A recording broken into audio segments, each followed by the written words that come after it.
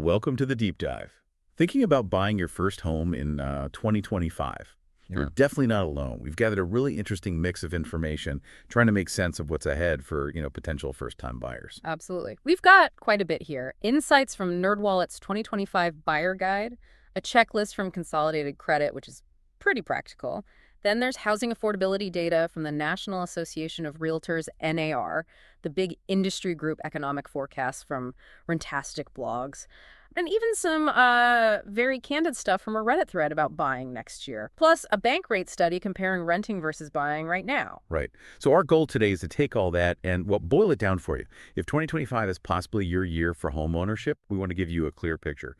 Cut through the noise, get to the practical knowledge you need. Okay, let's dive in. What might the housing market itself actually look like next year? Okay, so from what we're seeing, the 2025 market, it's shaping up to be a bit more steady compared to the, let's say, recent roller coaster. The National Association of Realtors, NAR, they're forecasting modest home price growth, maybe around 2%. That would put the median existing home price at about $410,700. So definitely a slowdown from the pace we've gotten used to. A slowdown in price growth. Mhm. Okay, that sounds like a potential positive, maybe a silver lining. What about inventory? Will there be more homes to choose from? That's another area where we might see some slight improvement. Realtor.com predicts a bit more inventory. They're estimating an average 4.1-month supply of homes for sale. Now, to give that context, the last time it was around that level was back in 2016, which had 4.4 months. So it's not a massive jump, but it does suggest maybe a little less of that, intense bidding war situation. Okay, less competition's good. But here's the big question. I know it's on everyone's mind. Mortgage rates. What's Yeah. the outlook there? We've all been watching those like hawks.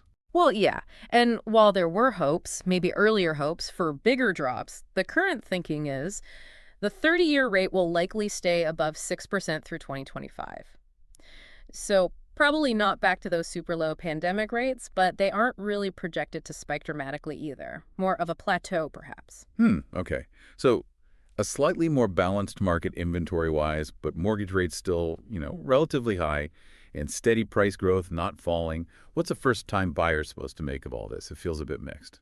It is, but Courtney Johnson-Rose, she's from the National Association of Real Estate Brokers, offers a sort of hopeful perspective. She suggests that as some election year uncertainty maybe settles down, we might see more focus, more activity, potentially opening up more chances for first-time buyers. That's encouraging.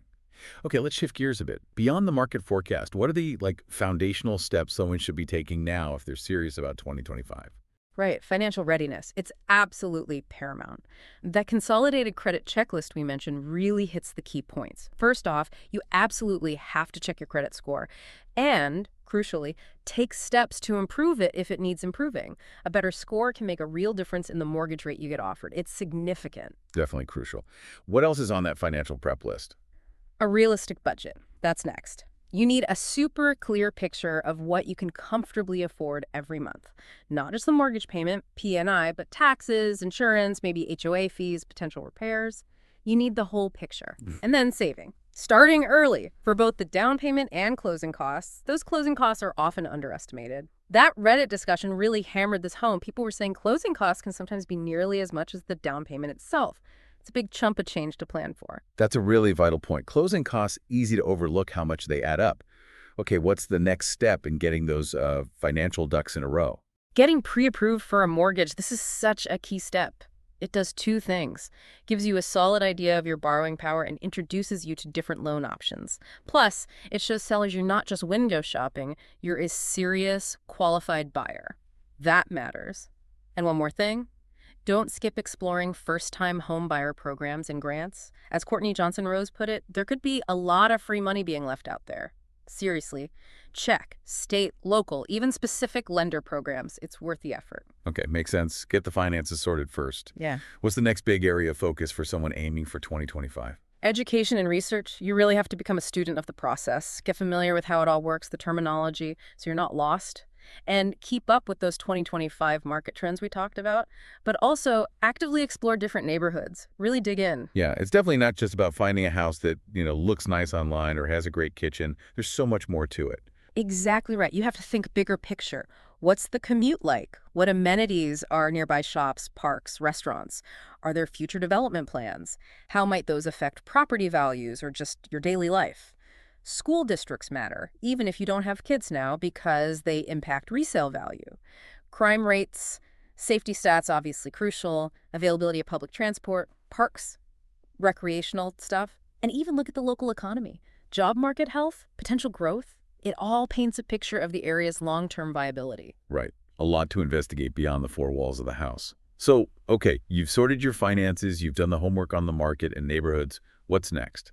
Building your team. This is really critical. And the leader of that team is usually a reputable real estate agent. Sharon Parker from Tate & Foss Sotheby's had a great quote: "You need somebody who's seen the market, the ups and downs, who knows how to get creative because every transaction is different. They're your guide, your advocate.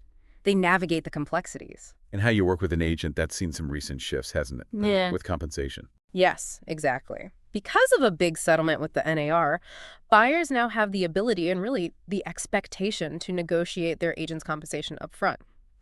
How that plays out is still evolving, but it's a conversation you absolutely need to have right at the start. You might also think about talking to a financial advisor, especially given the size of this decision, and maybe line up a real estate attorney if needed for legal stuff. Okay, team assembled. Now, for the part people probably think of as the fun part, looking at houses, making offers, what are the key things here? Well, first, when it comes to the mortgage itself, shop around. Seriously.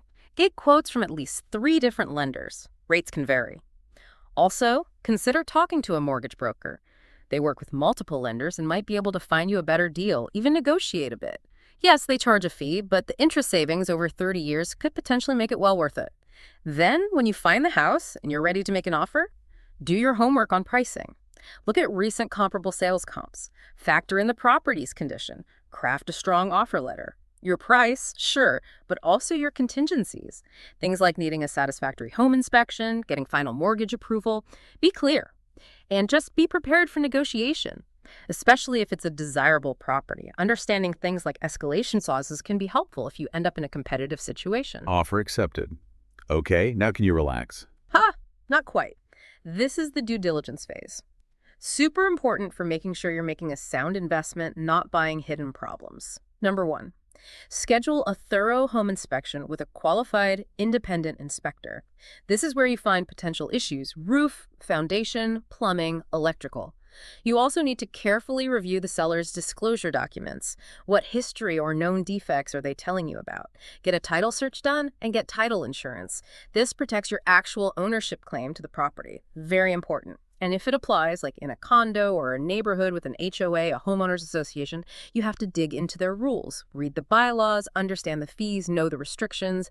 These can really impact your finances and what you can even do with your own property. Okay, all those checks and balances. Then it's back to the money side again, right? Yeah. Finalizing the loan. Exactly. Securing the financing is the next big hurdle. You'll be working closely with your lender, submitting all the required documents, pay stubs, tax returns, bank statements, all of it.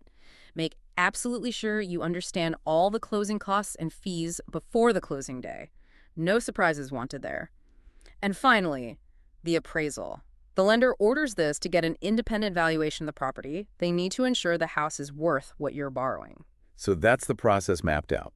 But let's circle back to that huge question many 2025 buyers must be asking. Is it actually better to buy or just keep renting right now? Yeah, that's the million-dollar question, isn't it? And that bank rate study we looked at had some really eye-opening findings. Their analysis showed that in most of the 50 biggest U.S. metro areas, renting is actually becoming more affordable than buying, sometimes significantly so. Wow. Increasingly more affordable. That's a major headline. Can you give us some examples, like where's the gap biggest and where is it smallest? Sure. The biggest gaps where buying is way more expensive monthly than renting were places like San Francisco. There, the typical mortgage payment was almost 191% higher than typical rent. Huge. San Jose, Seattle also had very large gaps. On the flip side, Detroit had one of the smallest gaps, just 2.3%. Monthly costs were almost identical.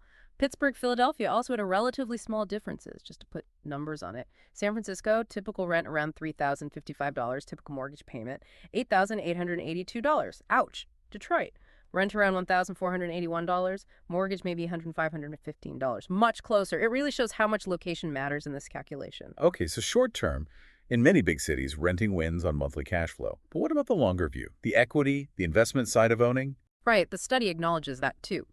Long term, owning builds equity, it's forced savings in a way, and it shields you from rising rents eventually. Those are big pluses. But it also highlights the immediate cost savings and flexibility of renting. The experts Bankrate talked to had some good advice. One popular phrase was, date the rate, marry the house, meaning focus on finding the right home for the long haul. You can always refinance later if rates drop significantly. Don't let the rate stop you from buying the right place if you can afford it now. Another expert basically said, be honest with yourself. Are you truly ready for the long-term commitment? But also recognize the wealth-building potential that comes with it. It really is a complex decision, isn't it? Short-term cost versus long-term potential. Now, I'm curious about those personal takes. What else came out of that Reddit discussion? Oh, the Reddit thread was fascinating. Very real-world stuff. You had people who bought back in, say, 2021 with low rates, pointing out their mortgage is now way cheaper than current rents in their area. They feel pretty good about it now. But there was also a huge emphasis on accounting for all the costs. Property taxes going up unexpectedly, homeowners insurance jumping. People warn those can wreck your budget if you're not prepared. The need for a hefty emergency fund came up again and again, like 6 months of all expenses saved up before you buy. Don't stretch yourself too thin. There was some talk about macroeconomics too, potential inflation from government spending, how that might hit prices or rates. No real agreement, just people thinking aloud. And that classic debate, buy now or wait. Very active, lots of uncertainty, really. Nobody has a crystal ball. Some mentioned seeing sellers, especially for new builds, offering things like interest rate buy-downs to sweeten the deal. That's something to watch for. Oh, and a cautionary tale about buying with a non-married partner without clear legal agreements. That seemed to resonate. The general vibe. Buy when you can comfortably afford it and plan to stay put for, say, at least 5 years. Gives you time to ride out market bumps and cover transaction costs. Lots of differing opinions on where rates are headed or if a market correction is coming. And constant reminders about ongoing maintenance costs. Owning isn't just the mortgage payment. Yeah, some really practical boots on the ground advice there. Okay, let's zoom out again. Rentastic blogs looked at broader economic factors for 2025. What did they see shaping the market? Rentastic had a generally optimistic tone, actually. They saw potential recovery signs in commercial real estate, suggesting that could boost overall market confidence. They focused a lot on technology's growing role, AI for valuations, tenant management, energy efficiency, and also sustainability. Green buildings, energy retrofits becoming more important. Interestingly, unlike some other sources predicting a plateau, Rentastic suggested mortgage rates might dip slightly as the economy cools and inflation eases a bit. So, a different take there. They also highlighted ongoing regional differences. Dallas-Fort Worth rising, maybe Nashville and Phoenix cooling slightly, Florida cities gaining traction, location, right? And they noted renewed interest from big institutional investors in real estate, especially modern, green properties. Their overall forecast, home prices likely keep rising in 2025, but slower than in 2024. Demand's still strong, driven by rate fluctuations, the economy, where people are moving. But they did add that areas with more housing supply might see prices stabilize or even dip slightly. So again, very market specific. A lot of moving parts there, definitely. Okay, finally, let's ground this in the hard numbers. The National Association of Realtors Housing Affordability Index for January 2025. What's the story there? Right, the latest snapshot. It showed a median existing single-family home price of $402,000. The average effective mortgage rate used was 7.04%. That calculates out to a median monthly mortgage payment principal and interest of about $2,148. Now, to qualify for that loan, NAR estimated you'd need an annual income of around $103,104. The index itself came in at 100.7. Basically, an index of 100 means a median income family has exactly enough income to qualify for a median-priced home. So 100.7 is just barely affordable on average nationally. It really underscores how tight things are. And big regional differences, as always. The Northeast index was 89.9. The West was even lower at 69.8, meaning median income isn't enough there.